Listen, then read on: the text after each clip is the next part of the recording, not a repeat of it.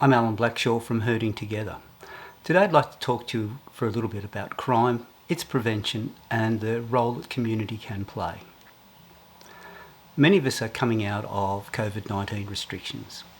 This will mean that shops are opening up, we're going out more, people are getting around again, going back to work. Alcohol-related venues are open. This also means there are now reports of increases in crime. That's quite obvious because people are out and about. This year also represents an election year for many people.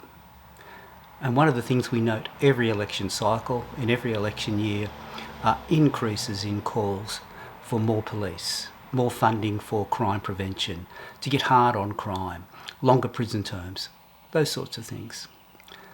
Now I just really want to ask, do those sort of things really reduce crime? Do they make you feel safer? To me, they don't really make me feel safer. Perhaps if the money we spent on some of these things was spent on such things as the root causes of crime, poverty, low education, unemployment, an economy that's faltering. Now, if those things were paid attention to, if money was thrown into those things, then I think that we would see less crime because we're removing the drivers of crime. But that aside, the most important thing in preventing crime is the role the community plays. Those communities that are disconnected, where people don't know each other, are more likely to have higher crime rates. They're more likely to have more assaults, more break-ins. They're more likely to have youth-related crime.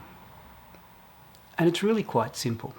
It follows on from a theory of looking at social capital. And social capital is very simple.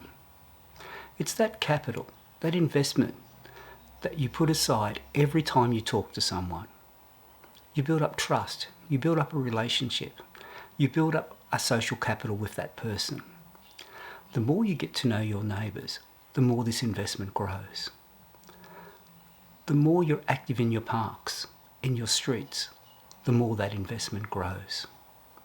It's quite simple really, that if I know my neighbour, if I see that there's something happening in his house or to his property that is untoward, that is a little bit suspicious, I'm likely to intervene. I'm likely to call the police. If his children are acting inappropriately, I'm likely to intervene. I'm likely to talk to him. I'm likely to tell them to stop behaving that way. It really is what happens in a strong community, in a community that's connected, in a community that's vibrant. In short, if you want to stop crime, then you need to get to know your neighbours. If we invested more time in getting to know our neighbours, building up that connection, that social capital, then we would be reducing crime. Of course, we still need to take a lot of the other precautions, security precautions. We have an online course dedicated to those sorts of actions. We've called it Crime-Free Zones, and it's about crime prevention through environmental design, simple things that residents can do to make their property safer. But the message I really want to leave you with today is get to know your neighbours and build a strong community.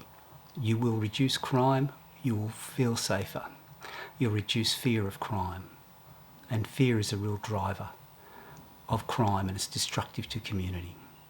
So if you feel safer, you will be safer. You'll have a better neighbourhood, a more active neighbourhood, a safer place to be.